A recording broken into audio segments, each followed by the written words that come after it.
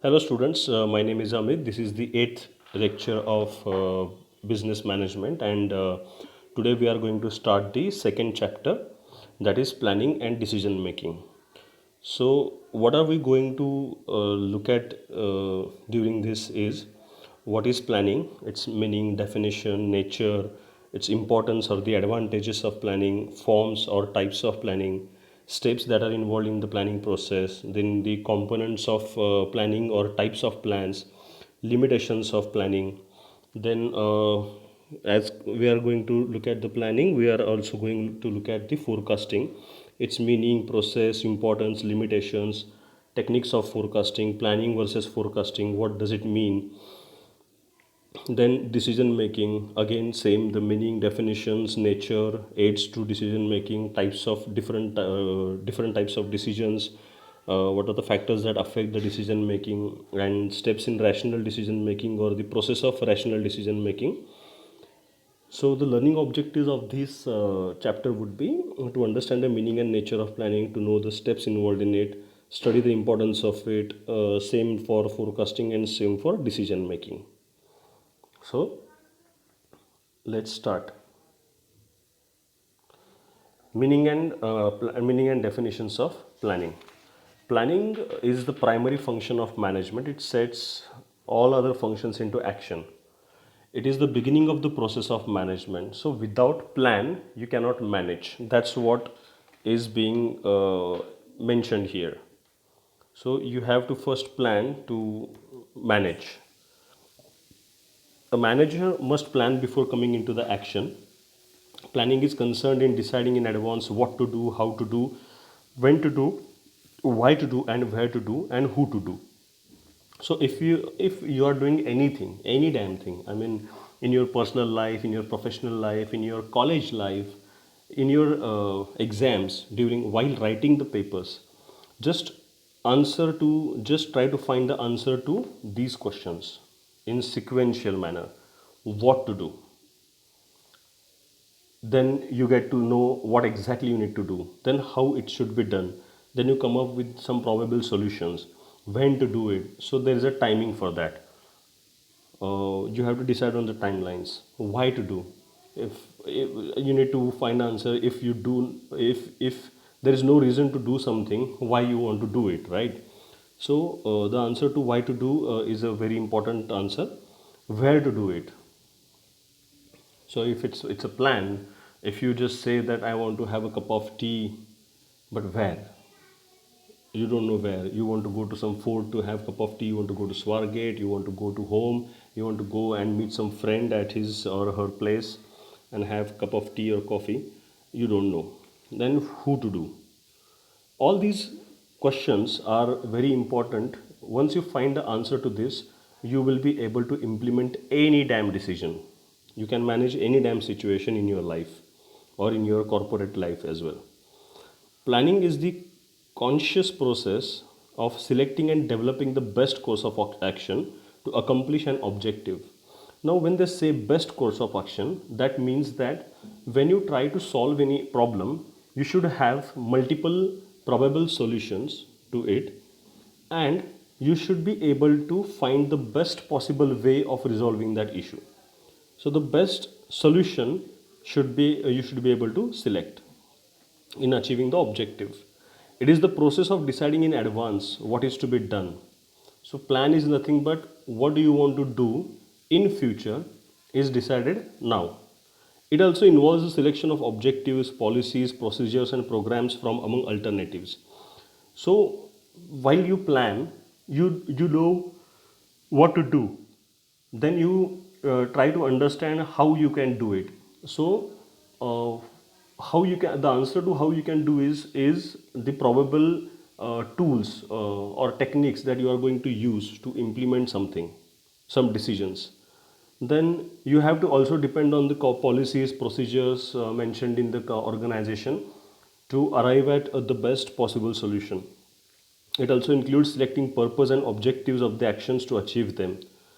Now, if I want to take some action, I need to understand what I'm going to achieve if I take that action. So, deciding in advance what you want to achieve, then finding the tools to do it, and after using those tools, what I'm going to get. Planning requires decision making, that is, choosing from among alternative future courses of action. It's all about determining where one wants to be in future and deciding on the actions and resources required in getting there. So that these two lines are really very good. It says planning is about determining where one wants to be.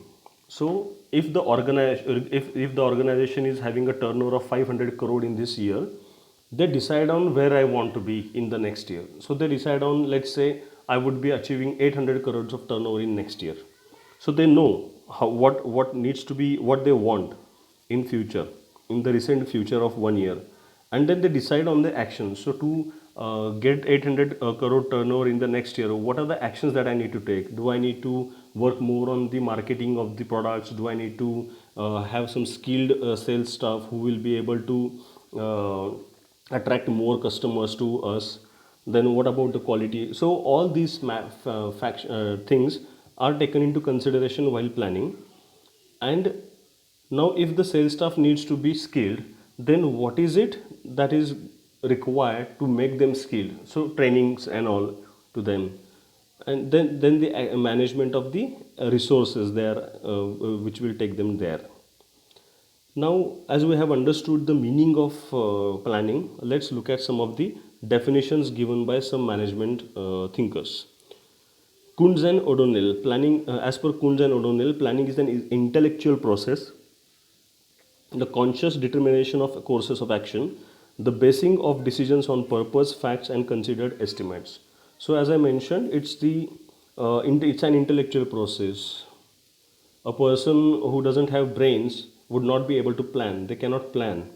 So you have to apply some logic, you have to apply some science in planning.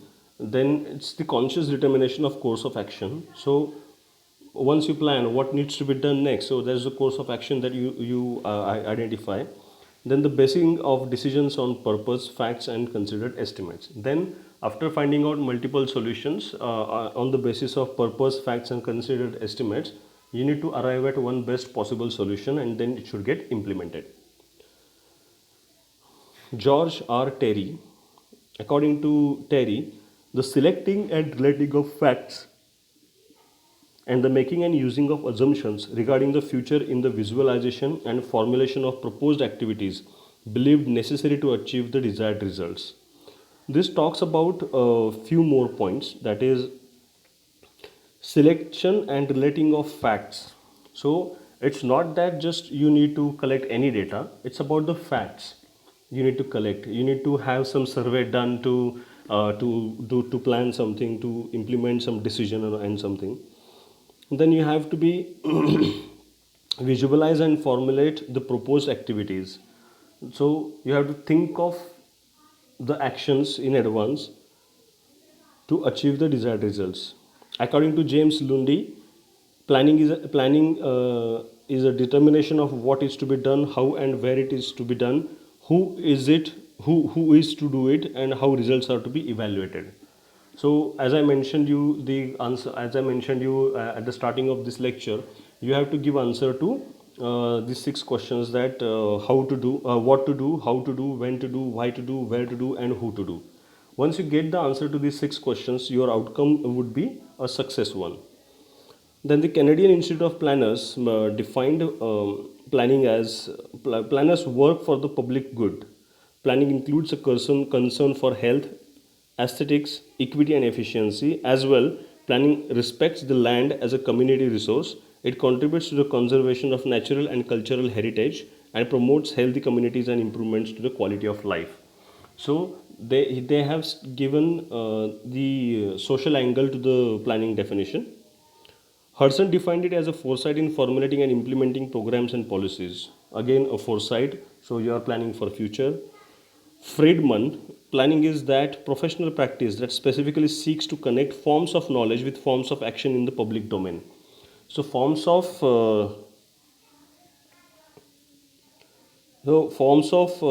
action and forms of knowledge.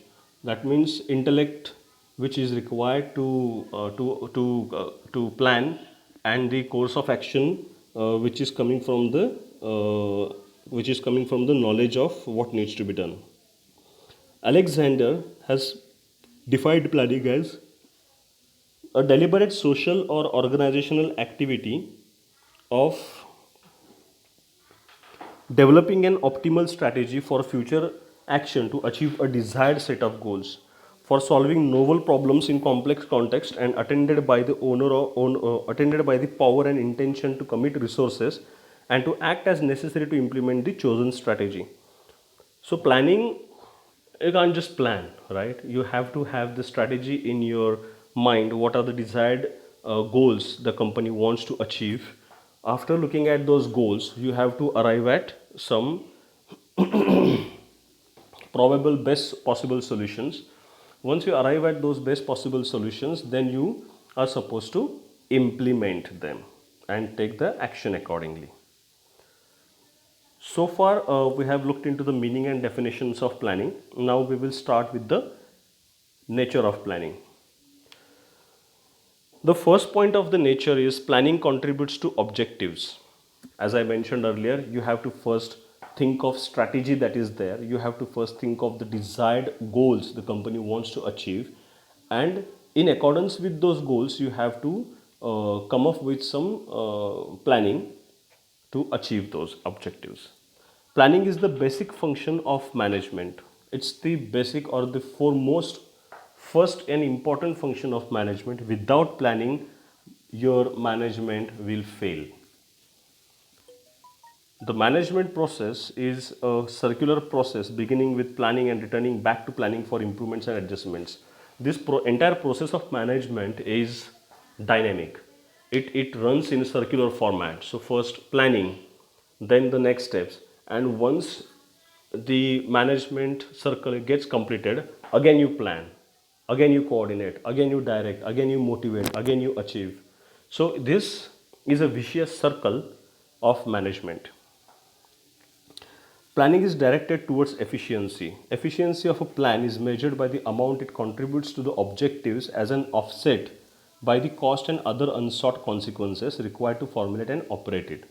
So let's say if you have something to achieve, and in the planning, if you feel that you need 10 different people to complete that work, then you should plan in such a way that instead of 10 employees, you would be able to get the same outcome or a better outcome in less than 10 employees. So you have to think about the cost, timelines, etc. Fourth point is planning is flexible and dynamic. The future is always uncertain, as we all know. Plans are based on some assumptions about the future. It's not that whatever we assume is going to happen. Future is uncertain. We cannot control it. Thus, planners keep their plans flexible enough to adapt to the changing situations to avoid failure.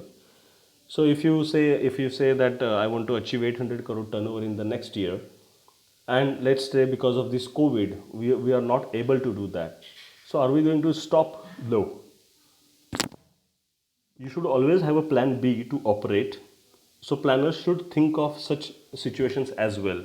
So instead of selling in the shops, I would prefer selling my product on online platform. So that's the thinking.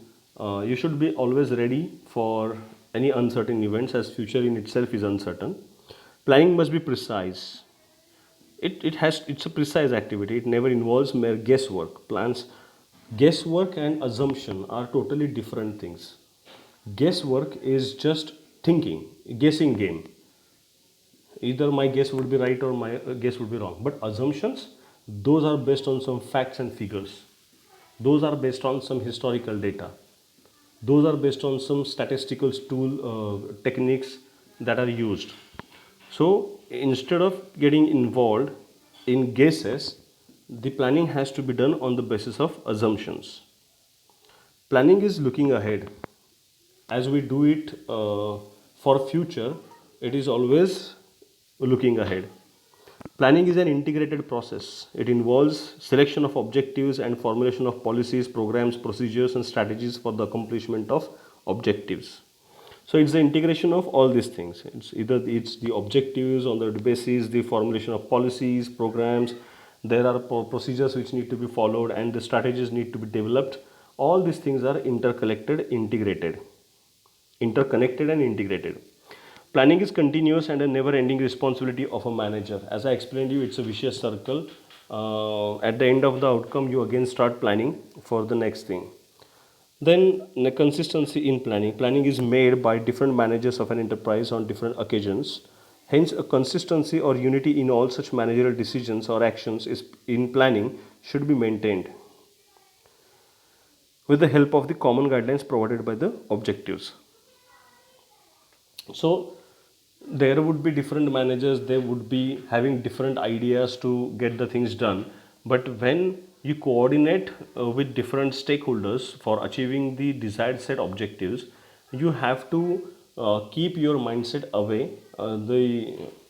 You cannot work in silos, and you have to take the team together, you get other managers together to discuss and formulate a policy, and then uh, come up with the solutions. So there has to be consistency in that.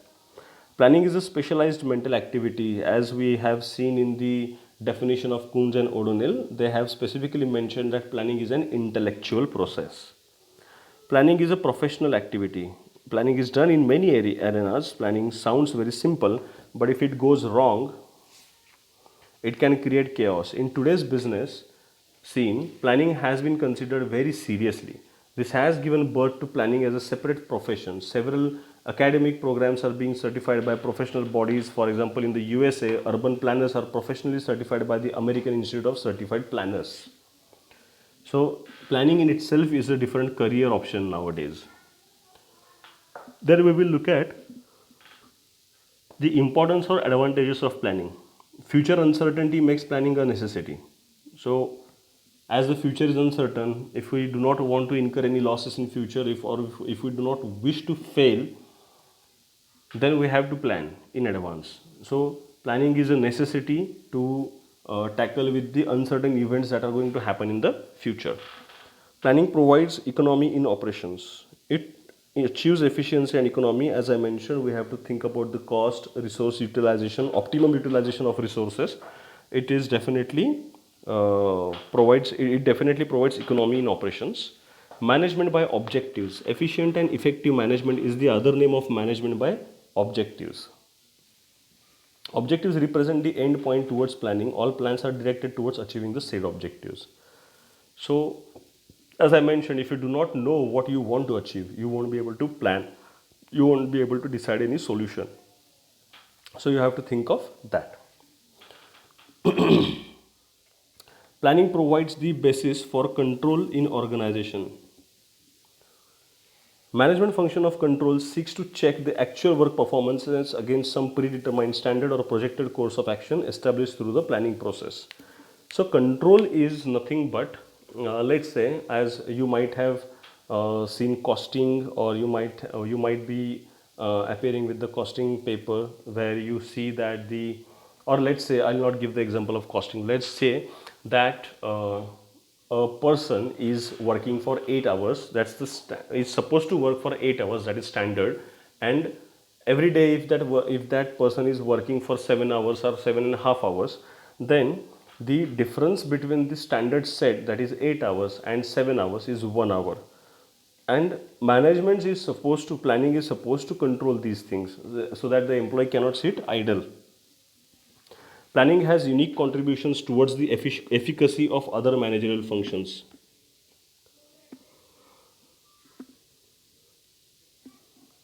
Without planning, you cannot motivate, you cannot control, you cannot direct, you cannot coordinate with anyone if you are not planned, if your actions are not planned enough. Planning leads to more effective and faster achievement in your organization, as it's the basic function of management. As I mentioned, that without planning, the goals cannot be achieved. Planning secures unity of purpose, direction, and effort by focusing attention on objectives. It's self-explanatory. Planning gives a competitive edge to companies that forecast and plan. So if you can compare two companies, one is doing good planning and then taking actions, the other one is just taking actions without planning. You can compare the results of both the entities and then you will find the difference between them. Planning promotes internal coordination. Obviously, yes, because when you plan, you have to think about the multiple departments that are involved in the organization or that are going to get affected due to the decisions taken by the management. So, it's the internal coordination which helps achieve good results in planning process. Planning results in greater productivity. Say self-explanatory. Now we will look at the forms or types of planning. So there are different types of planning process. That is, first one is strategic and functional planning. So in case of strategic planning, what we can say is that overall planning, the top management in overall planning, the top management has to determine the several objectives of the enterprise and the steps to accomplish them in the light of resources that are currently available and likely to be available in the future. So strategic or functional planning, it is done by the top management for the overall organization, entire organization. The steps that are followed are the functions should be clearly defined. The actually activities within a function should be homogeneous. So what you want to achieve has to be defined clearly in the that has to be defined clearly in the functional competencies. The scope and the limit of each function should be precisely determined. So let's say if there is some company, there is some production plant which is producing the material, which is producing the goods on in a process costing method. They follow process costing. So each process is defined very clearly with the objective in their mind. So let's say if a pen is being manufactured. For pen, let's say the refill is manufactured by one department, then the nib on that refill is manufactured by other department. Third department actually manufactures the body of the pen, and then the fourth department is assembling all these parts and it is getting ready for sale in the market. So each department has a set objective. One department has to produce body only. If they start producing nib of the refill, then it would be very difficult to control. The process, the responsibility of the department is only to produce the body and not the entire pen or not any other part in there. The interrelation between the different functions and the functional goals with the enterprise goals should be well defined with a built-in flexibility to match the dynamics of the enterprise goal. Harder words used in the same sentence. That is, you have a one common goal for the entire organization, and whatever the different goals are given to the respective department in the organization should aim to achieve that main purpose, main goal of the organization. Then there is a next type of planning, that is long range and short range planning. Long range planning deals with the futurity of present decisions, that is the decisions of tomorrow taken today. Long range planning sets long term goals for the enterprise and then proceeds to formulate specific plans for attaining these goals. So, in long range planning, what I can say is it's normally the period is from 5 years to next 10 years. One business, when they start planning, they know that in 5 years down the line, where they want to be seen in the market. So the big aim is, let's say I want to achieve 1,000 crore in 5 years. Now that's the target they have set for the entire entity. Now in the long range planning, they want to achieve that, but is it possible that today I am saying in 5 years I am going to achieve 1,000 crore turnover? No, it is not possible. So what they do is they again have some short range planning. it is concerned with achieving the short term goals. So every year, if I'm having a target of 1000 crore, addition 1000 crore business every year, in 5 years I'm definitely going to achieve 5000 crore if I'm able to achieve a short term period goal. The period of short term planning is around between 1 to 3 years, or in very big organization it is 1 to 5 years. That is the short term plan period. Then the third type of planning is administrative and operational planning. Administrative planning is done by the middle level management, which provides the foundation for the operating plans. So it's done by the middle level, it's not done by the top management, it is done by the middle level management. Sorry. Administrative planning concentrates on the tactical plans and the programmed plans. Operational planning is done by the lower level management to put the administrative plans into action. Operational plan defines the detailed program as to how the current operation are to be carried out. Now, as I said, 1000 crore turnover in 1 year I want to achieve. That's the top management who has decided. So that's a strategic and long range plan or short range plan. Then in case of administrative and operational plan, let's say for achieving that 1000 crore turnover, I have placed some responsibility on the sales and marketing team. Now the heads of the sales and marketing team do come under the middle level management. They don't come under the top level management. This middle level management sets some targets for themselves to achieve in accordance with the 1000 crore goal of the organization, the strategic plan. Now in case of marketing, individuals, the entire, let's say 5 people are working in the marketing department and one head is there. So that head of the marketing department then again plans or splits that entire goal in different things. So marketing for 200 crore business would be done by one person. So accordingly, marketing for 1000 crore turnover is given to the different people.